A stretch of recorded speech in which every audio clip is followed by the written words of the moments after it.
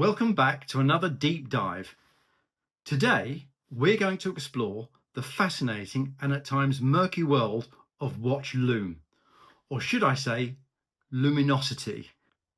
I'm talking about the material that makes your watch visible in low light.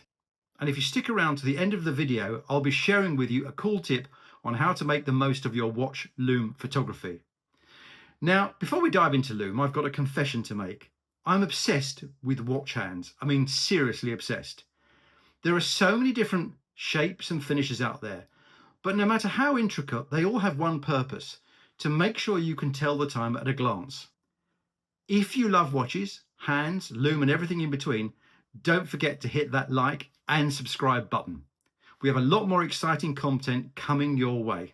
Let's take a closer look at some beautiful hand designs. Sword, dauphin, arrow. There's no shortage of variety, but it's not just about the shape that helps them become legible. It's about the finishing, the way they interact with the light. I'm reminded of a stunning Vulcan that I handled, now owned by my good friend John, one of our first customers. The polished rhodium plated hands reflected the light beautifully, making the watch incredibly easy to read. We've applied a similar attention to the detail in the hands of our Helicon master. Check out these detailed shots of the hands. You can even see that we've polished the stem. I did tell you I was obsessed.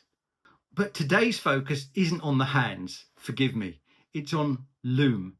Lume is the material that gives your watch that iconic glow in low light conditions. Let me break it down. Lume has an interesting history.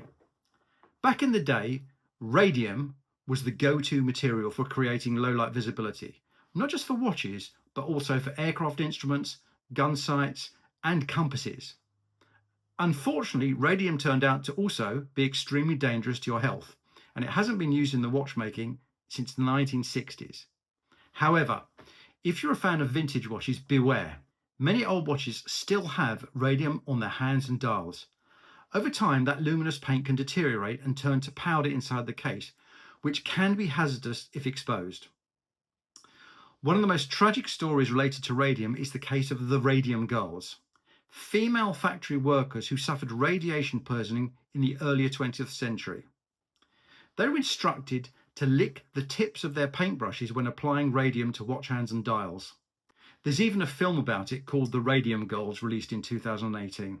It's a sobering episode in watchmaking history. Thankfully, today we use much safer materials.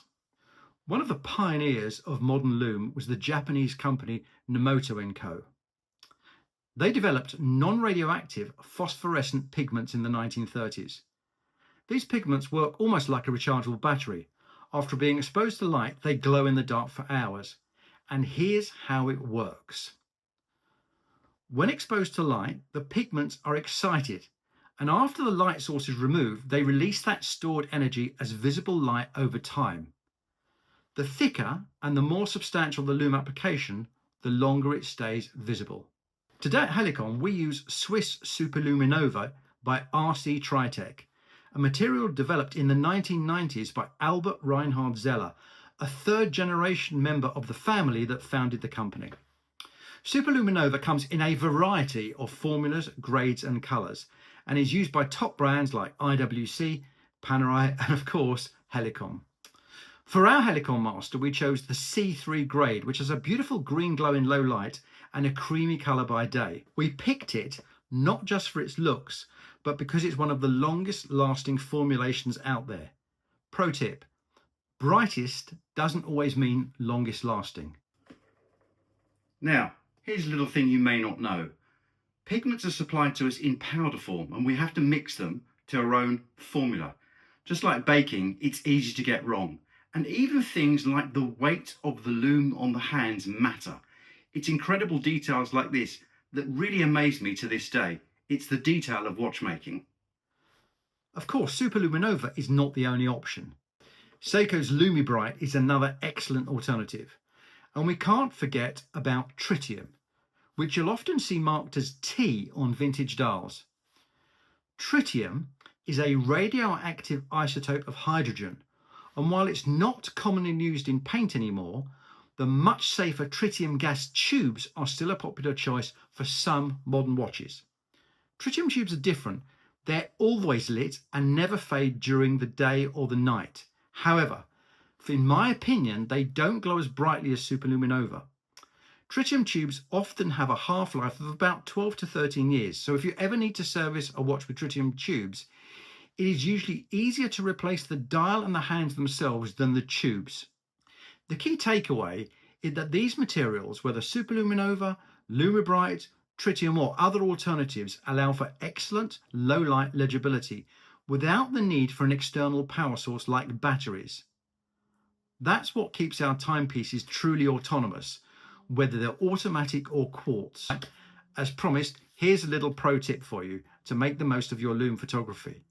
We personally use the Alon Fire SV38 UV torch recommended to us by a fantastic photographer we met at Wind Up New York City. It really makes the Lume pop for those glowing shots. Now, I'd love to hear your thoughts on Watch Lume in the comments below. Don't forget to hit that like button if you've enjoyed this video. Thanks for watching, and I'll see you in the next deep dive.